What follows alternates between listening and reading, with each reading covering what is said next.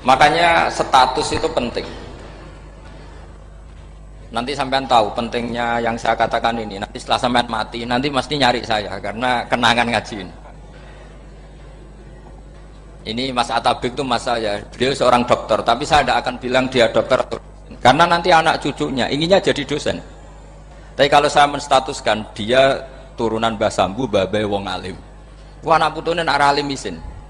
Dia nak di status no pegawai negeri dosen. Wah anak putune golek duit ya pikirannya kan. Karena status itu mengilhami apa? Status itu karena itu yang dikenalkan. Makanya ini penting. Fir'aun ketika dianggap sebagai Tuhan itu karena dia berhasil menamakan dirinya orang yang nggak pernah sakit dan dia penguasa. Penguasa itu artinya apa? Dia memimpin sekian orang. Akhirnya dianggap Tuhan. Tapi ketika debat terbuka sama Nabi Musa, pertama,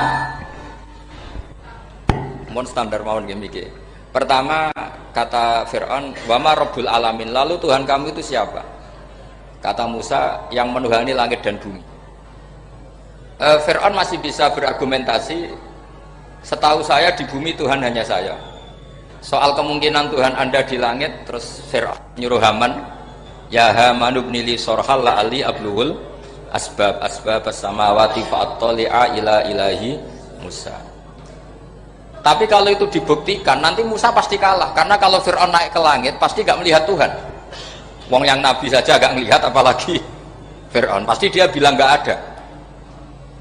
Tapi apa yang bisa mengalahkan Fir'aun adalah argumentasi status. Kata Musa, Rabbukum wa Rabbu abaikumul awalin. Yang nuhani nenek moyang kamu.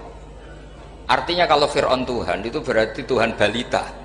Karena mbah-mbahnya dulu tanpa Tuhan. Karena Tuhannya lahir terlambat.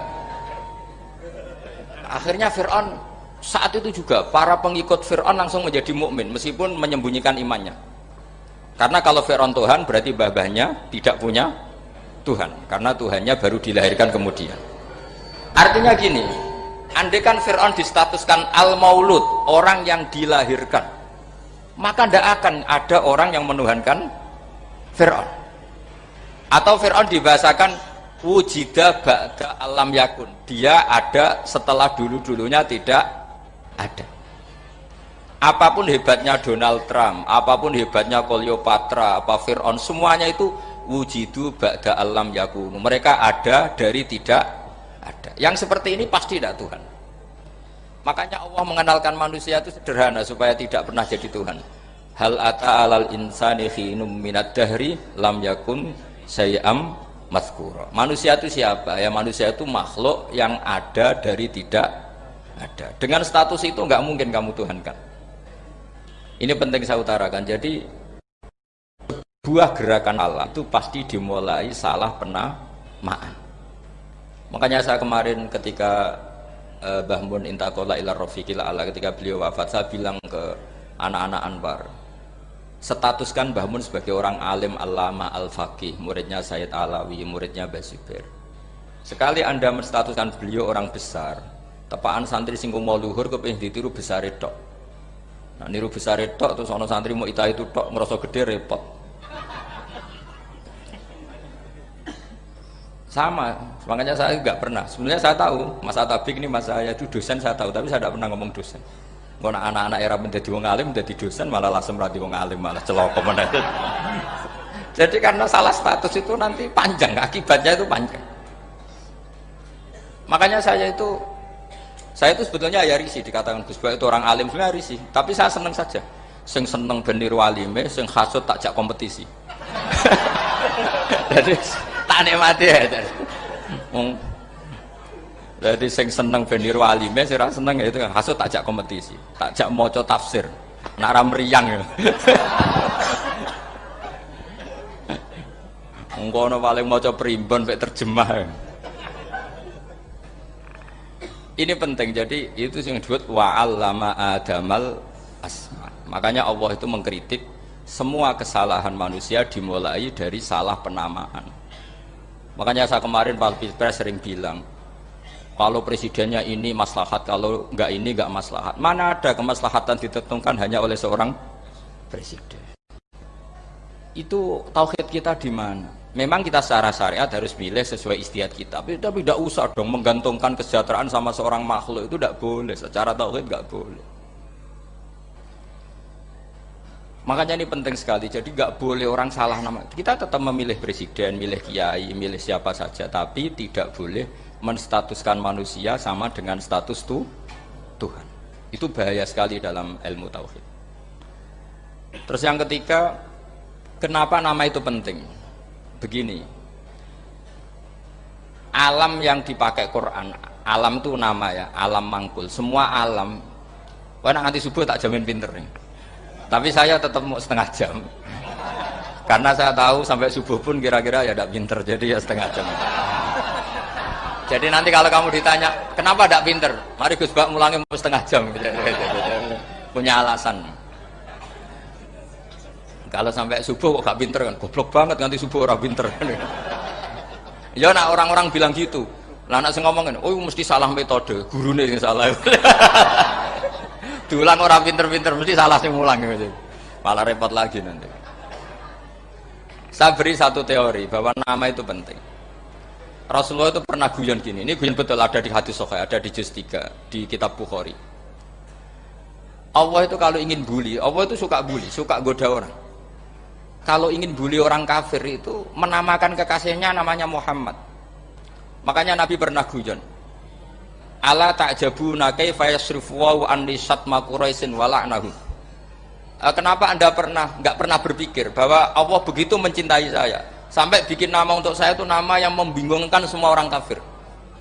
Karena kalau Abu Jahal nyari Muhammad mana, itu kalau kamu tahu bahasa Arab, berarti artinya kan orang terpuji mana.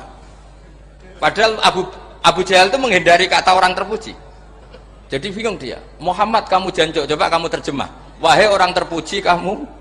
Itu kan kacau semua. Makanya Allah itu suka bully. Jadi kata Nabi Muhammad, kamu tahu betapa Allah itu mencintai saya dan bikin bingung orang-orang yang menghujat saya. Karena mereka kalau menghujat saya tetap menamai Muhammad. Itu coba kalau kamu tahu bahasa Arab, maknanya Muhammad orang yang berarti kira-kira kalau Abu Jahal Misa itu jancuk kamu Muhammad, berarti artinya apa? Wahai orang terpuji kamu jancuk. Ini kalimat yang kacau kan.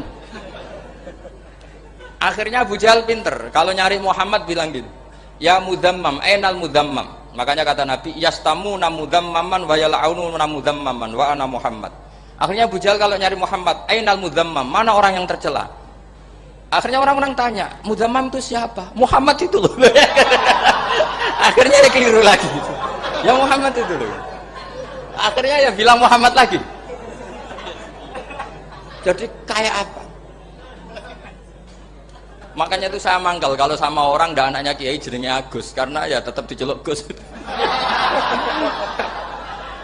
Karena ya saya itu punya teman itu gak Gus, mangkalnya bukan main sama anaknya Kiai. Dia punya cita-cita anaknya nanti dinamai hanya Agus saja, supaya semuanya manggil Gus. Terus nanti yang hasut ya bilang dus. Kayak kemarin pas pilpres itu macam-macam. Tapi ini penting saya utarakan, jadi nama itu nggak boleh salah, status juga nggak boleh salah.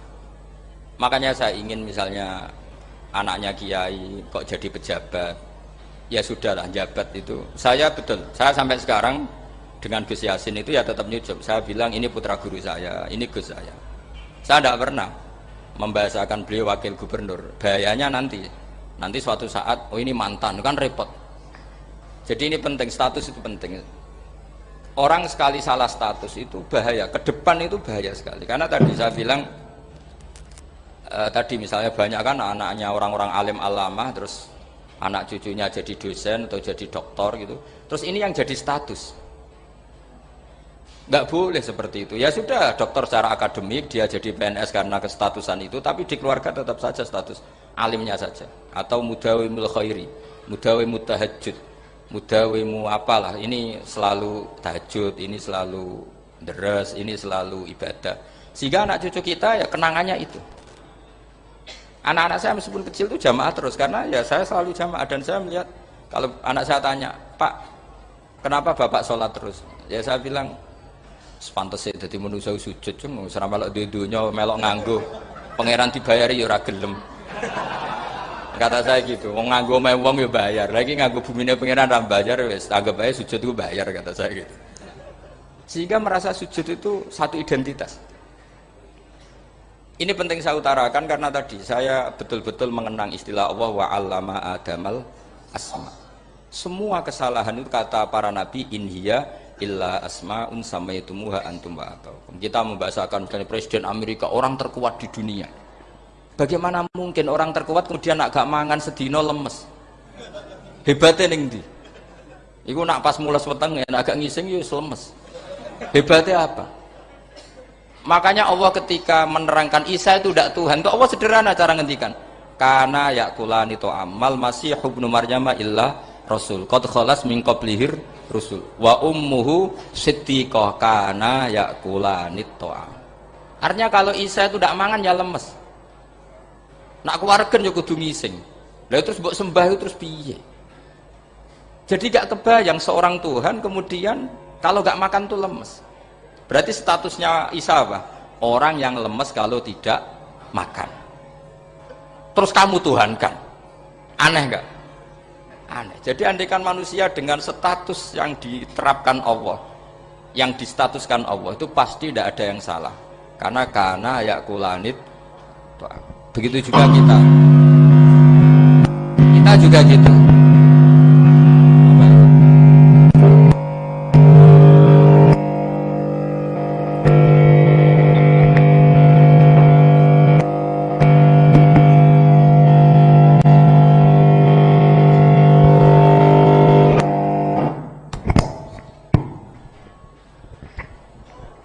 Saya teruskan ya.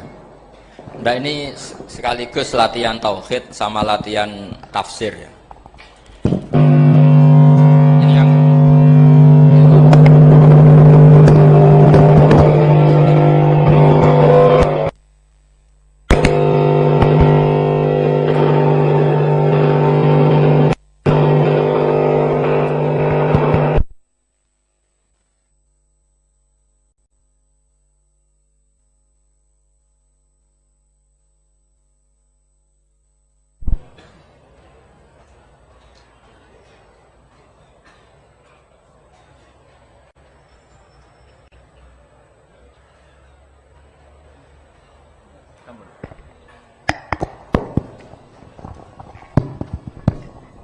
sampun nggih. Kula terusno malih. Mun santai mawon. Kula ki ikhlas ora ngarah gelo santai mawon. Wong umpama ora sida ngaji ora gelo apa meneh trimo mik rusak. Santai. Ndak karena saya itu insya Allah ndak akan pernah salah nama. Saya punya cerita ya tentang nama itu. Ketika seseorang baik sama tetangga, itu kalau sampean seorang mukmin yang mukhlis, mukmin yang ikhlas, pasti ya karena diperintah Allah. Saya ngajar seperti ini karena diperintah Allah. Baik sama pernah sepuh karena saya turunan Mbah Sambu, ya karena menghormati Mbah Sambu. Itu bagus. Sehingga dulu itu ada ulama, saya berkali-kali cerita, ada ulama punya tetangga itu berdua, anak muda. Ya Ahmad, silahkan ke rumah saya, datang. Setelah datang ke rumah pemuda tadi, kata pemuda tadi, ya Ahmad silahkan kembali, saya tidak butuh kamu. Kembali ya Ahmad, dan santai saja. Setelah kembali sekian menit dipanggil lagi, ya Ahmad saya jadi butuh kamu, datang ke rumah saya, datang lagi. Setelah datang, saya tidak butuh kamu, silahkan pulang. Pulang sampai 3 kali. Itu Imam Ahmad senangnya bukan main, kelihatan ceria senang. Lama-lama muda itu tanya, ya Ahmad kenapa anda tidak tersinggung, bukankah itu menyakitkan? Enggak kata saya. Tapi saya akan menyebalkan. Enggak kata saya. Kata Imam Ahmad, kenapa aja? Saya ini diperintah sama Allah, kan apik mbek tangga. Dadi nek mbok udang ya teko. Mbok kon mulai ya mulai. Alhamdulillah iso nglakoni perintahe Allah. Dadi aku ora ono hubungane mbek kowe. Sehingga orang itu gak bisa didikte oleh di sekelilingnya karena ya hubungannya langsung sama Allah Subhanahu wa Ta'ala. Jadi dulu tuh orang jadi wali itu segampang itu. Kalau kamu kan enggak, hukum tentang tetangga itu kamu kayak orang kapitalis, kayak orang komunis, pakai teori sosial. Nak diapik yo apik, dielek yo elek. Itu kan pikiran PKI itu. Artinya satu perilaku sosial didikte oleh makhluk itu perilaku orang mukmin atau orang PKI. Itu orang PKI. Kalau orang mukmin yang mangkana yu'minu billahi wal yaumil akhir fal yukrim jarahu, kita baik sama tetangga karena diperintah Allah, sehingga kecewa ada kecewa ya santai saja. Imam Ahmad katanya, kenapa engkau tetap ceria? Aku ora urusan mbek kowe, urusanku mbek pangeran. Pangeran ngutus sampe mbek tonggo. Ya sudah seperti itu.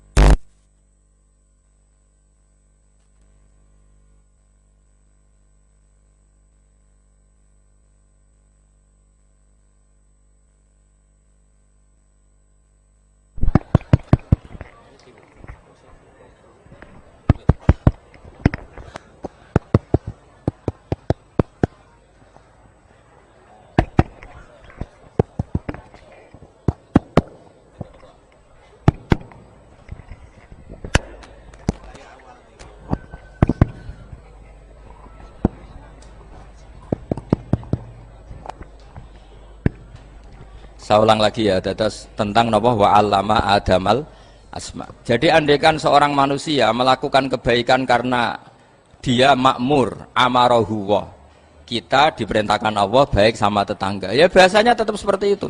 Kita diperintahkan Allah baik sama, sehingga ketika ngalami kayak yang dialami Ahmad, kita santai saja.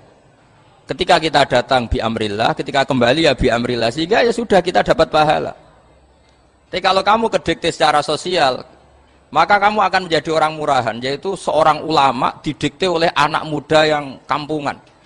Justru kita kalah kan, kita kampungan sekali karena kita ulama senengnya kalau disenengkan orang, mangkelnya kalau dimangkelkan orang. Artinya apa? Kamu didikte makhluk. Itu kerennya di mana coba? Kerennya di mana? Enggak ada sama sekali. Apalagi yang dikte trimo canom sing goblok sing desa. Kamu seorang ulama besar. Tapi kalau kamu hubungannya dengan Allah, dia muji kamu, alhamdulillah dipuji. Dia memaki kamu, alhamdulillah dapat pahala lewat jalur sabar. Kan santai saja. Sehingga saya berkali-kali bilang, setan itu untungnya tidak pernah ngaji saya. Kalau ngaji dia pasti ngerusak metode, rubah metode. Tapi saya tadi berdoa supaya ngaji ini nggak didengar setan. Setan itu ya goblok betul. Setan itu kan suka ya kalau anaknya kiai, cucu kiai dibikin konflik. Dia ngiranya dengan konflik pondok itu tidak solid. Ternyata enggak. Misalnya masa tabik konflik sama keluarga Bani Lasem, terus ada yang minggat ke Papua kemana-mana. Namanya turunan kiai di mana-mana bikin pondok, bikin masjid. Yang dulu masjid hanya ada di Lasem, barokahnya tukaran ada di mana-mana. Lah itu namanya setan itu salah perhitungan apa? Makanya gobloknya dia itu udah ngaji saya. Kalau ngaji tak kasih tahu itu bahaya itu. Bikin kiai konflik itu bahaya. Iya betul. Islam ada di Indonesia itu ya barokahnya konfliknya sahabat. Sayyidina Ali dan Sayyidina Muawiyah itu konflik. Banyak sahabat netral yang ingin menghindari itu mau ke Cina. Di Selat Malaka sebagian terdampar, terus ada yang ke Aceh, ada yang ke Sumatera. Namanya Syekh Baros, itu muridnya Sayyidina Ali.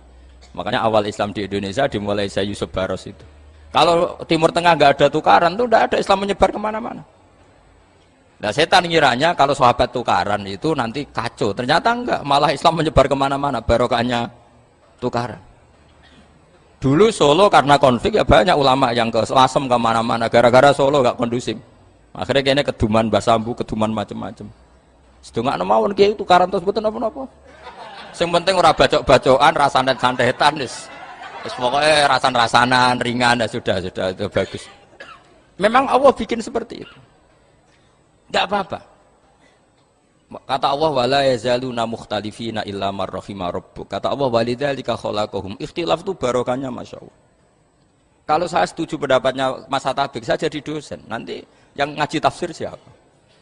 Tapi kalau dia setuju saya, dia jadi ahli tafsir, yang jadi PNS siapa? Ya sudah, barokahnya khilaf, dia jadi PNS, dia dapat gaji. Tapi gaji itu bisa dihitung.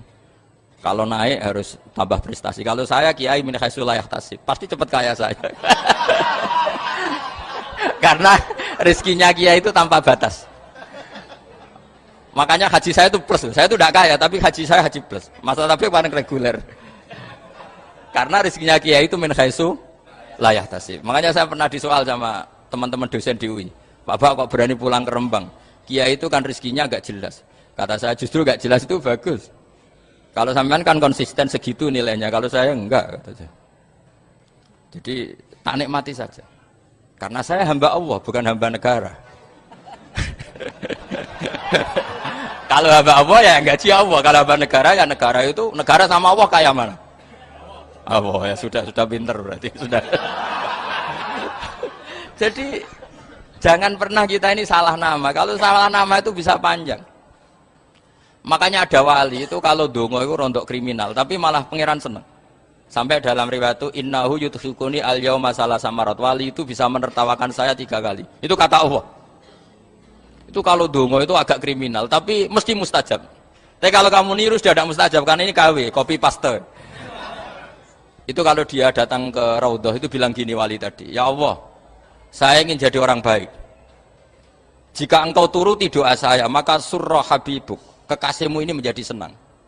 Tapi jika saya jadi orang jelek, surah aduwuk, yang senang itu iblis. Sekarang milih mana jenengan? Menyenangkan kekasih kamu atau menyenangkan musuh kamu? Itu semua riwayat. Terus kata Allah bilang ke Nabi Muhammad, karena wali kan ada alam roh. Wis kandhani wis mustajab, coba lain itu kayak gue. Segampang itu wali punya hubungan. Saya ulang lagi ya, tapi jangan ditiru. Karena kamu tidak wali, nanti setelah wali niru gak apa-apa. Ya Allah, saya ini ingin jadi orang baik. Kalau saya jadi orang baik, maka surah habibuk, kekasihmu menjadi senang. Kalau saya jadi orang buruk, surah aduwuk, musuh kamu menjadi senang. Tinggal engkau lah sekarang sebagai Tuhan, senang menyenangkan kekasih kamu, menyenangkan musuh kamu. Ya tentu Allah pilihannya kan senang menyenangkan kekasihnya. Terus kata Allah, sudah sampai situ aja doanya, jangan panjang-panjang, panjang-panjang malah repot. Semudah itu mereka hubungan dengan Allah Subhanahu wa taala karena mereka tidak pernah salah nama. Kalau kita kan tidak. Kita tidak mesti walinya, tidak mesti istiqomahnya, kiai saja karena diangkat MUI, bukan karena kiai betul, atau diangkat di struktur kepengurusan NU. Terus doa pakai namanya sendiri, ya Allah, saya ini ngitmai agama sudah lama, mbok ya saya ini jadi gini-gini. Status kamu itu belum ada di arsy. Ini penting saya utarakan, jadi nama status itu penting sekali. Sehingga semua kesalahan saya ulang lagi itu karena status. Ini penting saya utarakan karena sekarang itu banyak nama itu disepelekan. Saya itu sering sinau kamus, jadi saya termasuk menekuni tafsir itu diantaranya menekuni kamus. Saya punya kamus banyak, mulai yang dikarang orang setengah kafir, munjid itu kan, kafir tapi setengah. Karena timnya banyak yang muslim juga. Ada yang Verus Abadi, macam-macam. Yang saya kenang dari kamus, di antara kamus yang saya kenang tentu miliknya Said Zabidi, kamus Mukhid itu. Ada kamus milik saya namanya Mukhtarus Sikha, itu dikarang oleh orang alim. Itu bilang begini, sama tak bedai sekarang, lafadz ilah itu maknanya apa? Tuhan kan? Tasniahnya apa? Dia bilang, isim ini tidak punya tasniah. Dia bilang, ilah, normalnya tasniahnya ilahani, jam'anya taksir alihah. Tapi kata dia, nggak boleh. Lughat seperti itu nggak boleh. Karena kullusmin harus ya dulu ala aini musammahu. Ilah itu nama tunggal untuk Allah. Sehingga karena Allah itu tunggal nggak boleh ada tasniahnya ilahani. Karena kalau ilahani berarti kamu nerjemah apa? Dua Tuhan. Berarti kamu nganggap ada Zaidun. Ketika Zaid dua kamu bilang Zaidani. Kalau banyak kan nggak pernah ada Tuhan dua atau tiga. Makanya kata pengarangnya itu Abu Bakar Ar-Razi itu kata beliau, wahadal ismu la musanna lahu wala jam'a wa innama jama'uhu wa sannauhu katanya. Isim ini tidak punya tasnya, tidak punya jamak. Tapi kalau orang-orang katanya, orang-orang itu bilang ini ada jamaknya, ada tasniahnya. Ini penting sekali. Karena kesalahan itu nggak ada. Cara teori Quran itu kesalahan itu nggak ada. Yang ada adalah orang salah. Beda loh ya. Tak wari dadi wong pinter. Makanya ini sampai subuh. Tak wari dadi wong pinter. Saya ulang lagi ya. Kesalahan itu nggak ada. Yang ada itu orang salah. Pernah ada nggak 1 tambah 1 15? Nggak ada kan? Tapi kalau orang salah bilang 15, ada.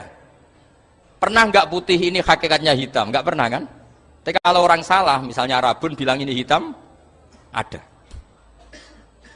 Sehingga ini penting, ini dalam teori ilmu mantek. Setiap Allah menyalahkan mereka, itu kata Allah, yaquluna bi afwahihim. Mereka itu melafatkan dengan mulut mereka. Bahwa Tuhan itu 3 misalnya. Bahwa Lata Hubal itu Tuhan. Itu kalimat yang keluar dari mulut mereka, tapi tidak menunjuk hakikat. Makanya kata Allah, kaburas kalimatan takhruju min afwahihim. Sungguh kalimat itu kalimat kriminal betul yang keluar dari lisan mereka. Karena apa? Normalnya kalimat itu tadullu ala musammahu atau musammaha. Yang namanya kalimat misalnya putih yang menunjuk putih, hitam menunjuk hitam. Nah kalau Tuhan yang menunjuk Allah, Tuhan kok ditunjukkan ke batu? Itu kan kacau. Tuhan kamu siapa? Hubal, itu batu apa Tuhan? Batu.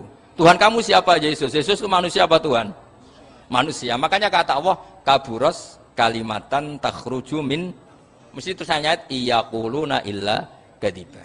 Ini penting saya utarakan. Jadi makanya kesalahan itu tidak ada, yang ada itu orang salah. Makanya kata Allah, ja'al haqqu wa zahaqal batil. Kalau ada hak pasti batil itu hilang. Tapi orang yang meyakini kebatilan banyak, tapi kebatilan itu tidak ada. Pernah ada enggak 1 tambah 1 15? Enggak pernah ada kan? Tapi kalau orang bilang itu ada. Ini penting saya utarakan. Makanya kamu jangan janggal. Kata Allah ja'al haqqu wa zahaqal batil. Ternyata sekarang kebatilan ada di mana-mana. Barang batil itu enggak pernah ada. Yang ada pelakunya. Misalnya nyon saya misalnya gini. Zina itu mengenakkan apa enggak? Kata orang yang ahli nafsu mengenakkan. Tapi hakikatnya tidak pernah mengenakkan. Sekarang tanyakan yang pernah melakukan itu, yang terhantui dosa oleh itu. Hakikatnya menyakitkan apa mengenakkan? Menyakitkan. Tapi yang bilang mengenakkan ada, tapi hakikatnya tetap menyakitkan. Nah, semua kesalahan manusia itu dimulai cara membahasakan. Mengambil uang negara korupsi itu kata yang baru keturutan nafsu nih. Enak punya uang banyak, mengenakkan. Tapi kata yang sudah ketangkep, menyakitkan. Nah faktanya korupsi itu dihisap sampai akhirat. Statusnya itu menyakitkan apa mengenakkan? Menyakitkan. Andai kan orang menstatuskan korupsi menyakitkan, maka akan menjauhi korupsi. Makanya semua kesalahan itu dimulai dari salah memberi nama. Ini penting saya utarakan supaya kamu kalau menafsirkan Quran itu nanti terus benar. Makanya setiap kesalahan kata Allah apa? Kaburas kalimatan takhruju min afwai. Nah kalau kalimat itu nyata, kata Allah kalimatu haqqin aliyana hya wa aliyana mut wa aliyana nub'as. Atau katanya istilah pangeran dzalika bi anna Allaha wal haqqu wa nama yatuna min dunihi wal batil. Nanti terus urut, sampean baca Quran nanti bisa kayak saya urut, konsisten. Yaitu tadi. Misalnya Fir'aun itu orang pakai status yang diajarkan Allah ke kita. Fir'aun adalah wujida ba'da alam yakun. Fir'aun adalah makhluk yang sekarang ada, tapi dulu-dulunya tidak ada. Padahal sebelum ada Fir'aun sudah ada bumi, ada langit, ada matahari. Sebelum ada Yesus, ada Isa, sudah ada bumi, ada matahari. Artinya apa? Zaman langit bumi ada, penyebabnya Isa apa enggak? Enggak kan? Karena dia ada setelah adanya langit dan bumi. Fir'aun juga gitu. Yesus juga gitu, semuanya begitu. Makanya Allah mengajari kita apa? Hal ata alal insani hinum minad dahri lam yakun syai'am madhkura. Katakan manusia itu siapa? Manusia adalah makhluk wujud yang dulu tidak ada. Sekarang banyak enggak orang yang sudah kaya sebelum Pak Jokowi jadi presiden, sebelum Pak SBY jadi presiden, sebelum Pak Karno jadi presiden? Banyak enggak yang sudah kaya sebelum? Banyak kan? Artinya yang mengkayakan itu presiden Pak Allah. Allah. Sekarang kamu miskin, kamu nggak bisa nyalahkan Pak Jokowi. Sebelum Pak Jokowi presiden kamu sudah miskin. Ya, artinya yang memiskinkan itu presiden apa takdir? Takdir. Makanya wa anna ila rabbikal muntaha wa annahu adhaka wa abka wa annahu amata wa ahya wa annahu khalaqaz zawjaini dzakara wal unsa. Jadi kita miskin ya karena kehendak Allah, kita kaya kan semua itu karena Allah. Tapi kita terjebak hukum modern. Nak presiden iki sejahtera, nak iki ora. Ya mungkin secara bahasa syariat mungkin ada benarnya, tapi kita ini kan dilatih ilmu hakikat. Tak ulang malam 13 Dzulhijjah masuk ilmu cek syariat tok. Oh gak pinter-pinter banget cek gobloke kan gitu. Daftar wali kok ilmune ngono iku ora iso. Ini penting saya utarakan. Jadi saya ulang lagi. Makanya di Quran itu ilmu tertinggi diantaranya menurut orang tasawuf qulillah tsumma dzarhum fi khaudihim. Saya itu gak pernah loh takut mati meskipun saya masih muda. Karena saya bayangkan mati itu ya baik-baik saja. Ketika saya hidup ya gak tahu cara ngelola nyawa saya, kenapa kok gak pergi. Kamu tahu caranya ngelola nyawa kamu, kok gak mati sekarang? Gak tahu kan?